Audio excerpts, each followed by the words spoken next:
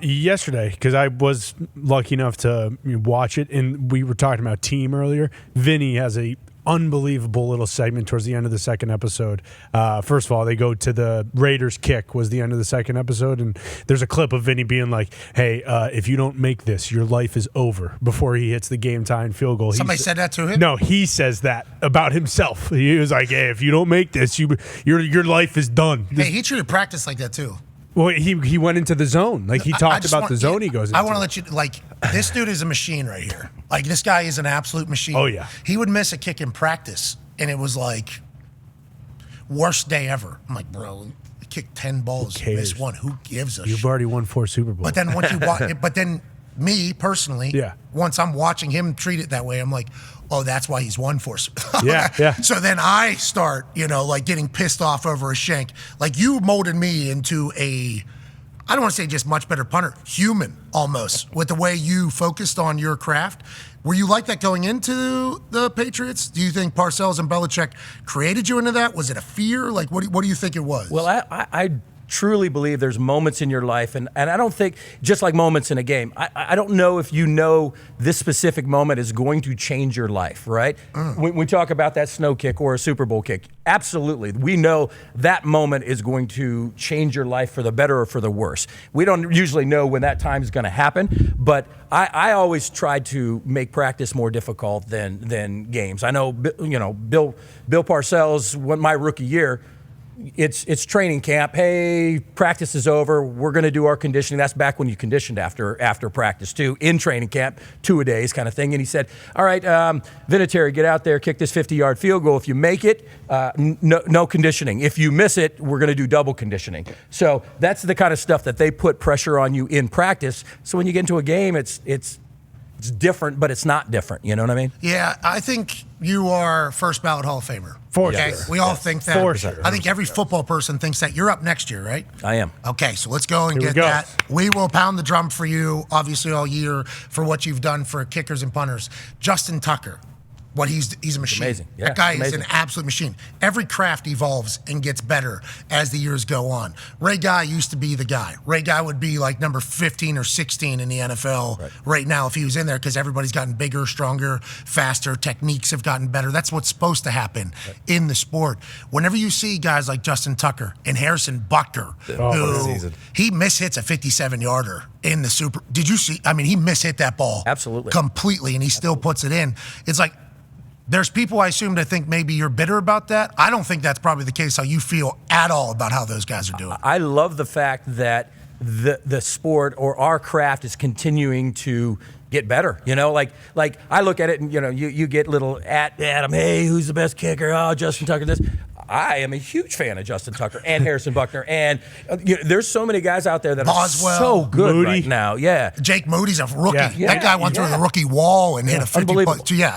52, 55 in a game. I'm like, those are huge kicks in the most stressful, tough time of your life. And I love the fact that these guys are doing it, and our stats, our records, all that stuff will be broken, and great. I mean, that's part of the game. I can sit there and watch this stuff. I get more nervous. I'm watching the Super Bowl, and I'm watching these guys having to do it.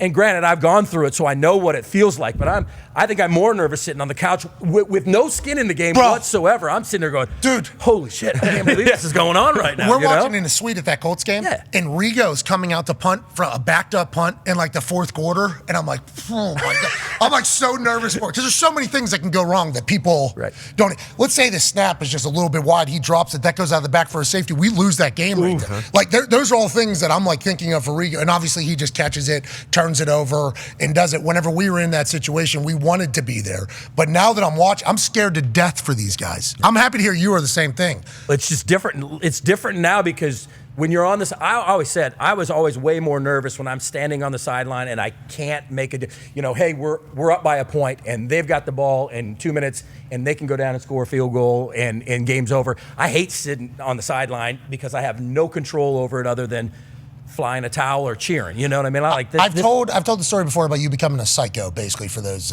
game winners, like a soulless human being. Okay, and I assume you talk about it a little bit. Sounds like you talked about getting into the zone a little bit. Did you ever have any of those scared or negative thoughts during your career? How about towards the end there, when you're battling injuries and shit like that? You know, that for me was more about, am I going to be able to help my team? Because you were trying to get the record, right? Well, we all know that. Yeah. Well, you got to a point where when I played against, I think I played against Morton my second year in the league. He was in Atlanta. Shook his hand. I'm like, hey, I'm going to fanboy for a second. I'm like, you know, you were the guy when I was growing up as a kid. Your records will never be touched. Oh my God. You know, I was really fanboying it at the time.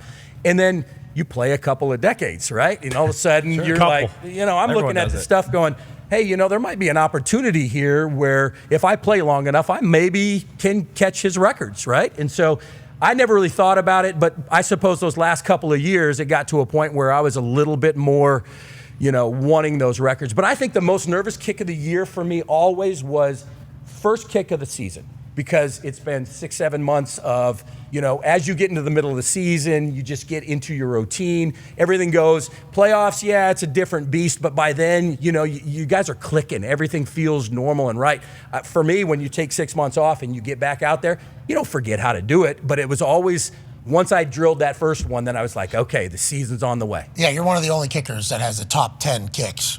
Yeah, exactly. You know, top 10 game winners or whatever. Sets all-time career points record here. On a chip shot. Yeah, this is a chippy. Hey, who cares? Yeah, right? Who cares Don't when matter. they give it to you? It does not matter how 3 counts.